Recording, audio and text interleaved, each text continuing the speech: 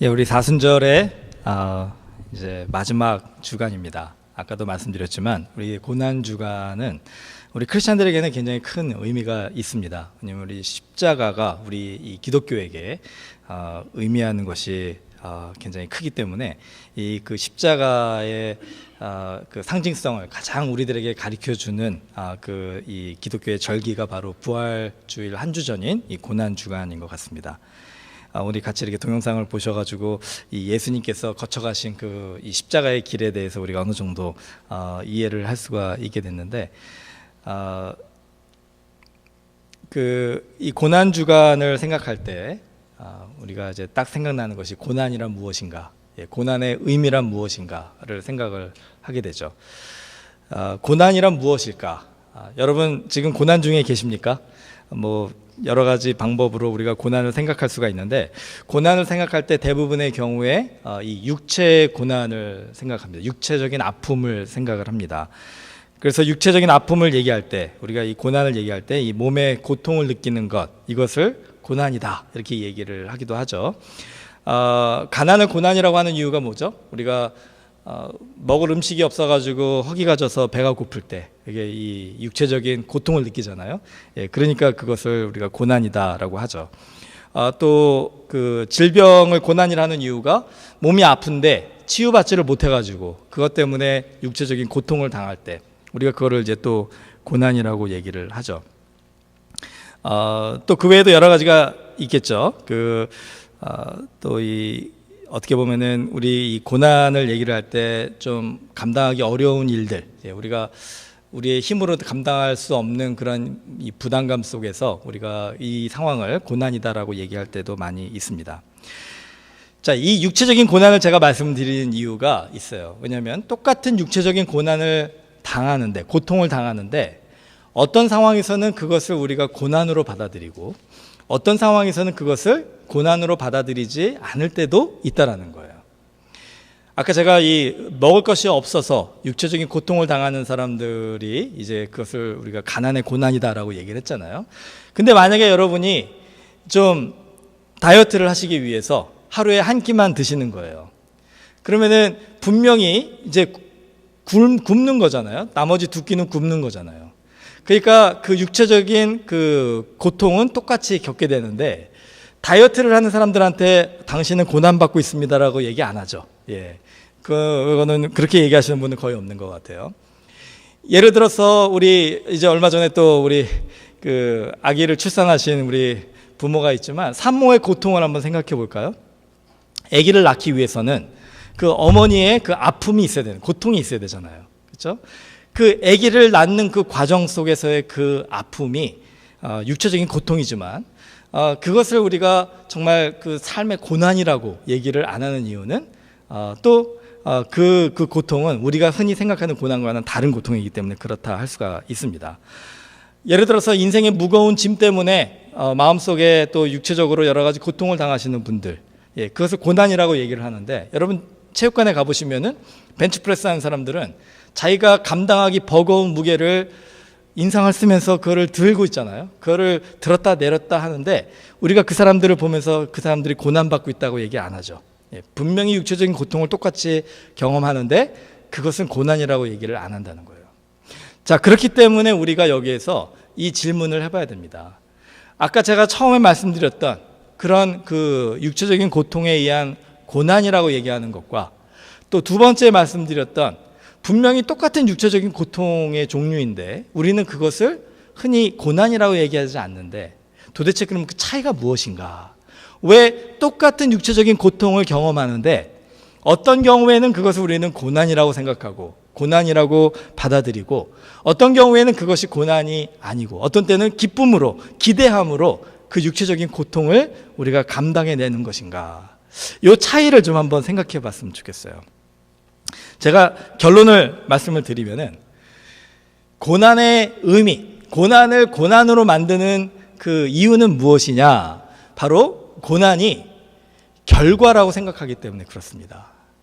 고난이 결과라고 생각하면은 그 고난은 나에게는 눈물과 아픔과 슬픔과 나를 무너뜨리게 하는 낙심, 그 고난이 되는 것이고, 반면에 고난이 결과가 아니라 어떤 결과에 도달하기 위한 과정이다라고 생각을 한다면, 그러면은 그 고난이 두 번째 경우처럼 견딜 수 있는 고난이 되는 거예요.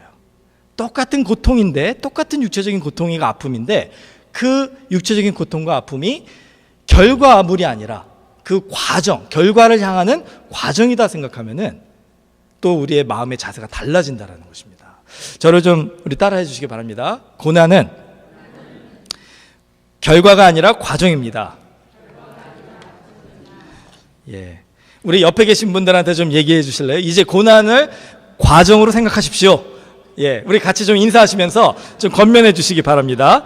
고난을 과정으로 생각하십시오. 예. 이제 제가 이제 결론을 다 얘기를 했어요.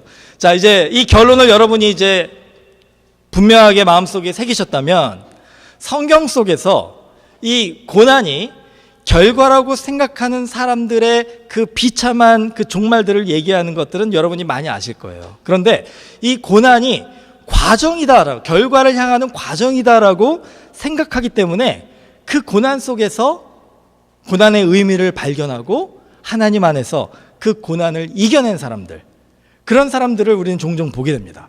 그 대표적인 예가 요셉이라는 거예요. 여러분, 요셉의 삶을 보면은 고난 그 자체입니다. 제가 한번 예를 좀 들어볼까요? 요셉은 어떤 고난을 받았냐면, 형들에게 버림을 받죠. 그리고 거의 죽음의 위협까지 형들 때문에 처하게 됩니다. 그리고는 포로로 잡혀가가지고 종처럼 팔려서 이제 이집트의 그 이방인의 땅에서 종으로 살아가는데, 그 주인에게 총애를 받다가 모함을 당해서 주인에게조차도 버림을 당하죠. 그리고 나서는 그 감옥에 갇히게 됩니다. 감옥에서 2년 동안 열심히 정말 충성을 다하는데, 그 같은 동료였던 죄수에게도 결국은 배신을 당하고 버림을 당하게 되는 거예요. 잊혀짐을 당하게 됩니다. 자, 이런 그 요셉의 고난의 삶, 이거를 좀 정리를 내보면 이런 것 같아요. 더 이상 내려갈 수 없는 곳까지 간 요셉, 더 이상 무너질 수 없는 상황까지 간 요셉, 더 이상 실망할 수 없는 마음까지 간 요셉. 자, 이게 바로 고난 속에 있는 요셉의 모습이다라고 한다면, 오늘 우리가 생각하는 고난, 아마 여기 계신 분들도 다 정도의 차이가 있다 뿐이지 다 크고 작은 고난 속에 지금 계시리라고 생각을 합니다. 그 고난이 요셉의 고난과 비교했을 때 과연 나의 고난이 얼마나 요셉의 고난보다 더 크고 더 심할까? 뭐 이거를 비교하는 것이 중요한 것이 아니라, 요셉도 나와 같이 고난을 받는 사람이다라는 부분, 이 부분을 우리가 인정하고 요셉의 삶을 우리가 같이 살펴보는 게 중요하다라는 거예요. 자, 하나님이 요셉을 부르셨을 때 요셉은 아주 그 아버지의 사랑을 받는, 야곱의 사랑을 받는 그 귀한 아들이었습니다. 그런데 요셉이 아버지의 품에서 이집트의 그 종으로 팔려가게 되고, 그 이집트의 종의 모습에서 억울하게 감옥의 죄수로 가게 되고, 이렇게 그 삶의 변화가 계속되는 과정 속에서 요셉은 아마 하나님 앞에 이런 질문을 했을 거예요. 하나님, 나의 이 삶의 이 고난의 여정 속에 하나님은 함께 계십니까? 하나님은 우리를 축복의 그 장소로 부르시는 하나님이라고 생각을 하는데, 요셉의 경우에는 정반대라는 거죠. 한번 생각해 보세요. 하나님께서 요셉에게 내가 너를 이제 인도할 테니까 너는 나를 믿고 따라라, 이렇게 얘기해서 요셉이 예 하고 순종하는 마음으로 응답을 해서 주님의 부르시는 그 부르심에 나는 따라가겠습니다 했는데, 하나님이 이끌어가는 곳이 어디냐면은 축복의 자리가 아니라 고난의 자리라는 거예요. 그래서 그래도 내가 견뎌봐야지 하고 견디고 견뎠는데, 그 다음으로 인도하시는 자리가 더 심한 고난의 자리예요. 그래서 또 견뎠는데 세 번째로 인도하시는 자리는 그거보다 더 심한 고난의 자리예요. 자, 그 상황에서 요셉이 아마 질문을 하지 않았을까요? 하나님, 도대체 어디 계십니까? 왜 이 내 고난의 그 지금 자리에 하나님이 찾아오셔서 나를 구원하지 않으십니까? 그때 하나님께서 요셉에게 만약에 이렇게 응답하셨다고 한번 상상해 보세요. 내가 지금 당하고 있는 그 고난의 자리에 내가 너를 불렀다. 그 고난의 자리에 너가 있는 이유는 너가 그곳에 있기를 원하기 때문이다 라고 얘기를 하셨다 생각해 보세요. 하나님이 요셉을 고난의 자리에 부르셨다라는 것. 만약에 우리의 고난 속에서 우리가 하나님 앞에 기도할 때요, 여러분 어떤 고난을 지금 겪고 계시는지 모르겠습니다. 여러분이 하나님 앞에 너무나 힘들고 너무나 낙심되고 너무나 막 가슴이 아파가지고 그 고통 속에서, 육체의 고통 속에, 마음의 고통 속에서 하나님께 부르짖는 거예요. 하나님, 나를 좀 구해주세요. 하나님, 내가 왜 여기 이 자리에, 이 고난의 자리에 있는지 모르겠습니다. 근데 하나님이 오늘 밤에 여러분에게 찾아오셔서 이렇게 얘기하시는 거예요. 너가 그 육체의 고통을 당하고 있는 이유, 너가 그 환경의 고통을 당하고 있는 이유, 네가 마음의 고통을 당하고 있는 이유, 내가 그 고난의 자리에 있는 이유는 내가 너를 그곳에 불렀기 때문에 그렇다. 네가 그 고난 속에 있는 것은 나의 뜻이다. 이렇게 얘기를 하시고 그 부르심에 우리에게 순종하기를 원하신다면 여러분 어떻게 하나님 앞에 반응하시겠습니까? Thank you, but no thank you 하면서 돌아서지 않으시겠어요? 저 같으면 그럴 것 같아요. 왜 축복의 자리가 아니라 왜 나를 고난의 자리에 있게 하십니까? 아무리 하나님이 좋으신 분이라도 그건 조금 힘들 것 같습니다. 제가 기억하는 그 영화 중에 아주 어저께 우리 중고등 학생들이 아케노니 이매진이라는 크리스천 영화를 보고 왔었는데 비슷한 크리스천 영화입니다. 근데 그 Courageous라는 그 용감한 자라는 그런 크리스천 영화인데 그 영화 중에 굉장히 기억에 남는 부분이 있어요. 나중에 한번 기회가 되시면은 유튜브에 있으니까 이제 가서 보시면 그 영화 사이트에 가서 보시면 되는데 그 딸을 교통사고로 잃은 아버지가 너무나도 그 마음의 그 고통 속에서 힘들어가지고 목사님에게 찾아가요. 그 교회 목사님께.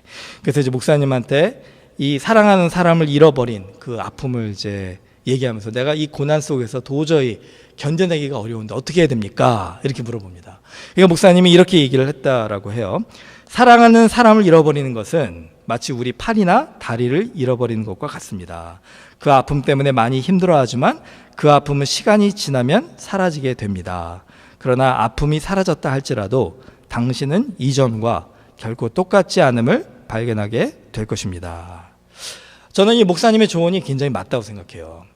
여러분이 어떤 그 문제가 있어가지고 이 팔을 잘랐다고 한번 생각해 보세요. 그러면 팔을 잘랐을 때, 그 수술을 했을 때 그 후에 얼마나 아프겠습니까? 그렇죠? 견딜 수 없는 아픔이 있겠죠. 그런데 그 아픔은 시간이 지나면 사라진다는 거예요. 뭐 한 달, 두 달, 1년이 지나면 그 팔을 잘렸을 때, 그 수술을 했을 때 그 아픔은 사라집니다.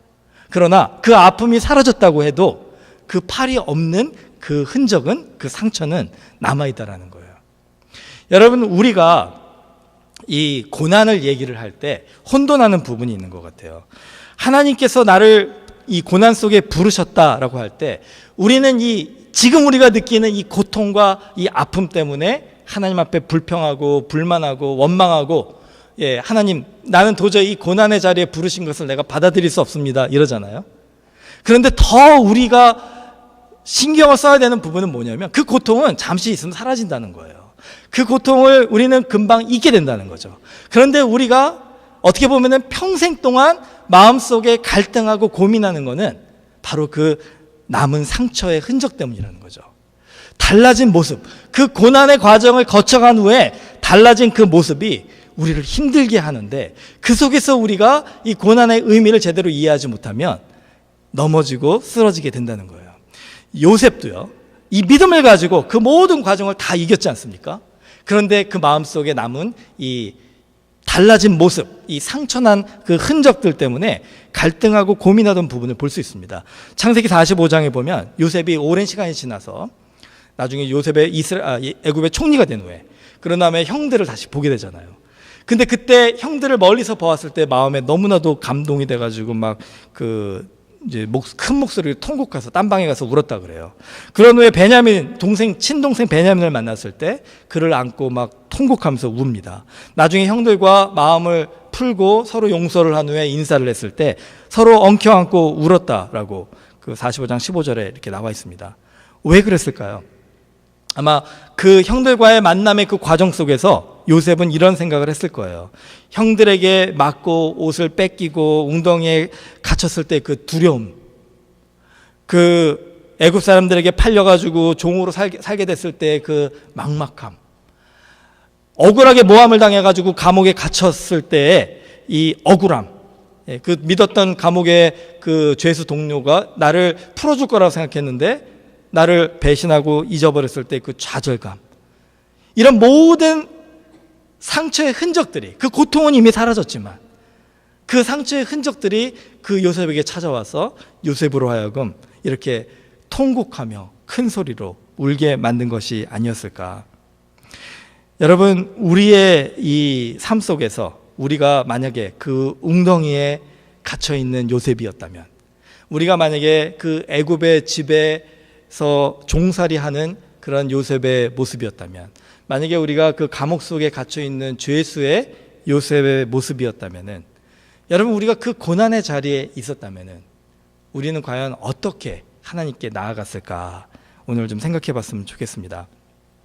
그 고난이 결과, 끝이 아니라 하나님께서 우리를 향하신 하나님의 아름다운 계획을 이루시기 위한 과정이다라고 생각한다면, 마치 운동을 하는 사람들이 그 건강한 몸을 생각하고 상상하면서 지금의 그 힘든 과정을 견뎌내는 것처럼, 마치 다이어트 하는 사람들이 자기가 이제 살이 빠졌을 때를 소망하면서 지금 배고픈 그 육체의 고통을 이겨내는 것처럼, 마치 그 해산의 고통을 그 감당하는 그 어머니의 마음에는 아기가 태어나는 그 기쁨을 소망하고 상상하기 때문에 그 아픔을 이겨내고 나중에는 그것이 기쁨으로 변화되는 것을 경험하는 것처럼, 하나님께서 우리들에게 또 요셉에게 그 원하셨던 것은 바로 그 고난의 그 끝이 하나님께서 보여주시는 영광의 모습이라는 것을 기억하기를 원했다는 거예요.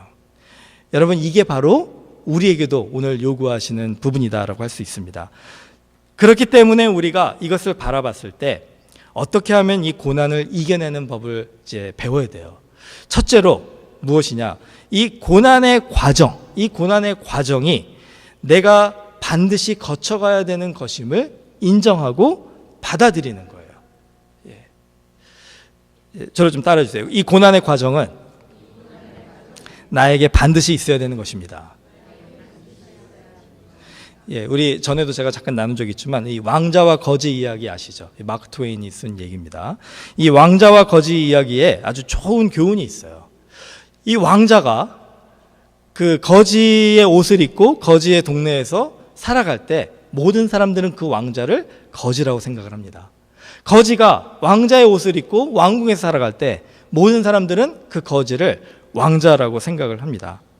자, 여기에서 우리가 한 가지 깨달을 수 있는 것은 세상은 우리의 존재 가치가 중요한 것이 아니라 우리가 무엇을 소유하고 있고 우리가 무엇을 가지고 있느냐, 무엇을 누리고 있느냐가 우리의 가치를 결정한다라고 얘기를 한다는 거예요. 내가 왕자인지 거지인지 이게 중요한 게 아니라 내가 무엇을 입고 있고 내가 어디에 살고 있고 내가 어떻게 사람들에게 보이느냐가 내 가치를 결정해 준다는 것이죠. 그런데 성경은 우리에게 오히려 반대로 얘기를 하고 있습니다. 우리가 가지고 있는 것, 우리가 누리고 있는 것, 우리가 사람들에게 보여주는 것이 우리의 존재 가치를 결정하는 것이 아니라 우리의 존재 가치가 우리가 가지고 있는 것, 우리가 누리고 있는 것을, 그 누리고 있는 것의 가치를 결정해 준다는 거예요.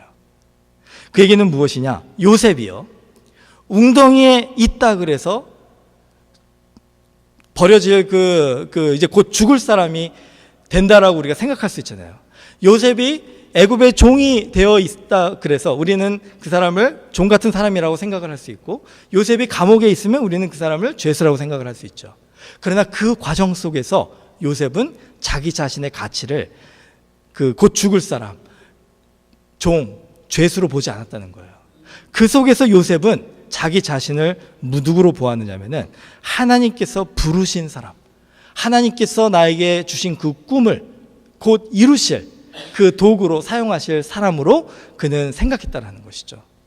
여러분, 우리가 이 고난 속에서 이것을 결과가 아니라 과정으로 볼 수 있는 가장 중요한 방법은 뭐냐면, 이 고난 속에 있는 나의 모습을 사람들이 판단하는 모습으로 보지 마시고 하나님이 보시는 모습으로 봐야 된다는 거예요.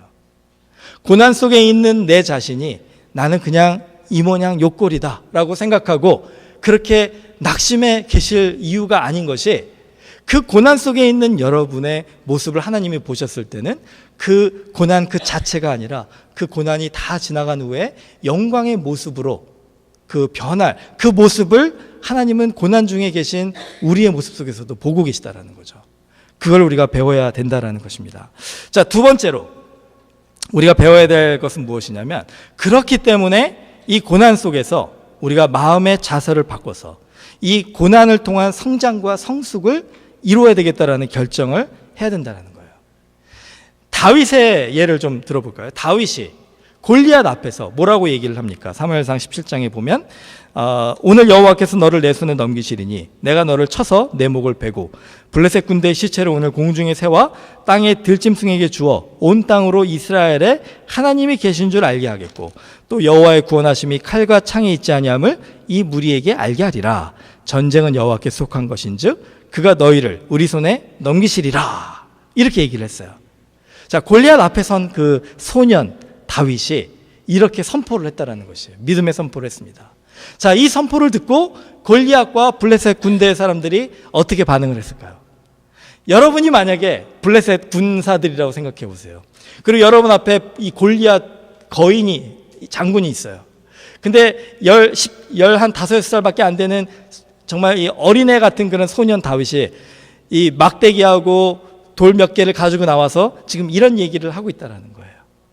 예. 자, 그럼 여러분은 어떻게 반응하시겠습니까? 아마 비웃지 않으시겠어요?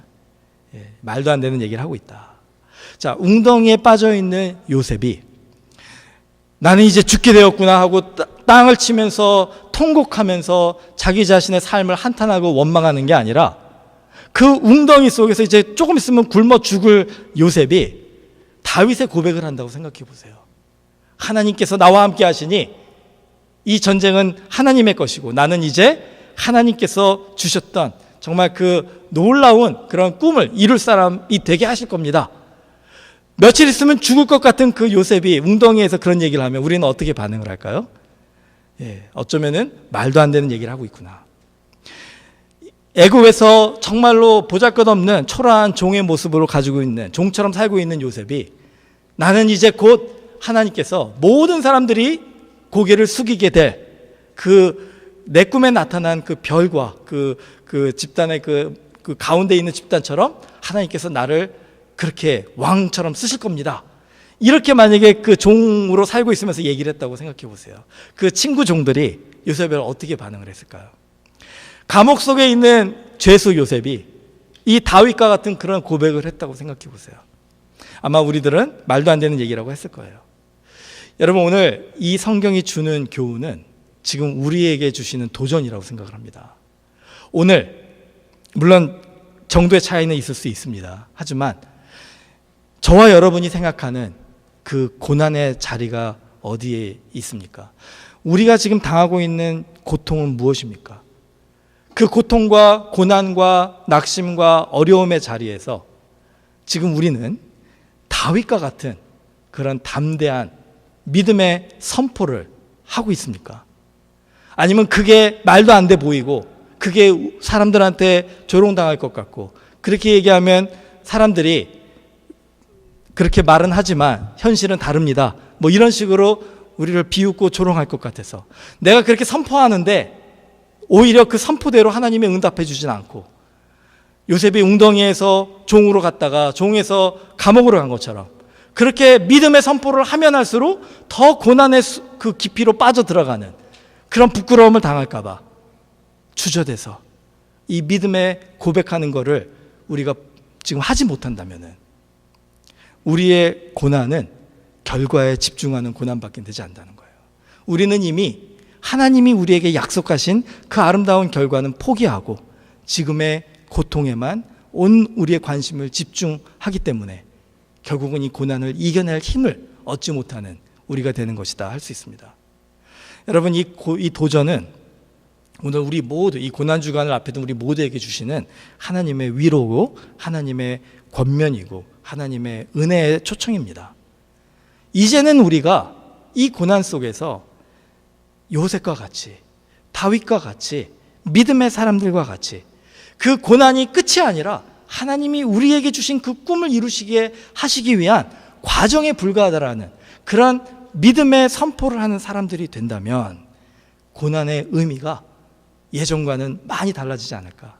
십자가에서 죽으시는 그 예수님이 만약에 십자가에서의 그 고난이 끝이다라고 생각했다면 정말 비참한 그 고난의 길을 걸어가신 거예요. 오늘 동영상을 보시고 성가의 찬양을 들으시면서 여러분 마음이 어떠셨습니까? 왜 예수님이 그 고난을 당하셔야 됩니까? 예수님은 아마 이렇게 얘기하실 거예요. 너와 이 온 인류를 구원하기 위함이다. 그게 바로 예수님이 보신 결과라는 거예요. 그렇기 때문에 그 고난을 믿음으로, 감사함으로, 기쁨으로 예수님이 이겨내실 수 있었던 것처럼 오늘 우리도 이 고난 속에서 승리하는 저희들 되기를 주님의 이름으로 축원합니다.